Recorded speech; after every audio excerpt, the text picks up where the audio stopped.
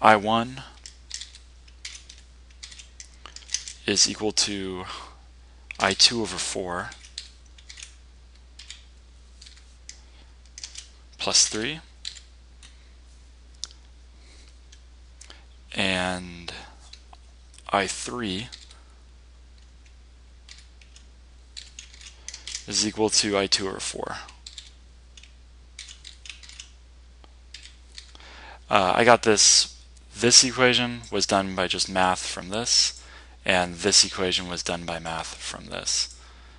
Okay, so I'll put a line there. Alright. Next up is to plug these back into our middle equation. If you do that, you will get negative, let's see, I2 over 4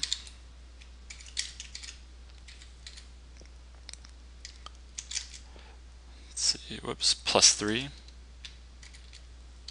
That's subbing in for I1, because there's I1 right there and there's I1 right there, plus 7I2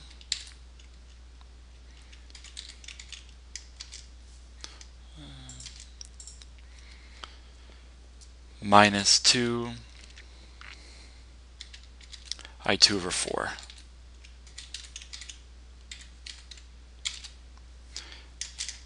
Is equal to 0. Alright. And if you solve that, you will get I2 is equal to 12 over 25, which means I2 is equal to 0.48 amps. So there's our first answer. Put the line here, show that was a group of work that goes together. Alright, what you can do is you can take this answer now and you can plug it back in here and here to find out what I1 and I3 are. So that means I1 is equal to this divided by 4 plus 3, and that gives an I1 value of 3.12 amps. And I3, if you take this here and you plug it in right there, you're just going to have to take this and divide by 4, so you're going to get 0.12 amps. So that's how you get those. So now what we have is we have this loop current, this loop current, and this loop current. So now it's just a matter of sort of plugging everything in. So let's find out what all of our currents are. So the current across the 3 ohm resistor, that's what the I3 represents, is going to be just whatever I1 is, because there's nothing above it going the other direction. So I1 is 3.12, so 3.12 amps. Alright.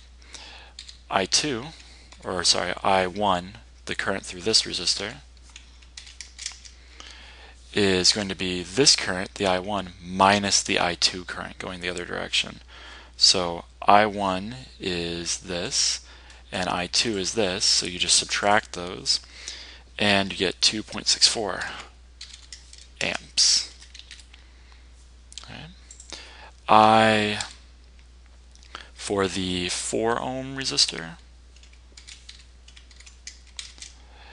is just whatever I2 is, and I2 is that, so 0.48 amps. We've got the current through the 2 ohm resistor. So the 2 ohm resistor is going to be I2 with I3 going against that direction, so I2 minus I3. So I2 minus I3 is this number minus this number, which is 0.36 amps. And last one, I6, the current across the through the 6 ohm resistor, and that's just whatever I3 is, and I3 is 0.12 amps. Alright, now to do all our voltages. So the voltage across the 3 ohm resistor, well, voltage is equal to current times resistance, so we have our R's, and now look, we have all our I's. So we're just going to take each R value and multiply by each I value. So 3 times this is 9.36 volts. So this is actually pretty easy at this point. V1, well, the resistor is 1, and this is our current, so that's 2.64 amps. And this is just using, or volts, this is just using Ohm's law. Voltage equals current times resistance. So the voltage for this one, voltage, whoops, for the 4 ohm resistor is this times 4, so that's 1.92 volts. This is voltage 2. So 2 times this, so that's 0.72.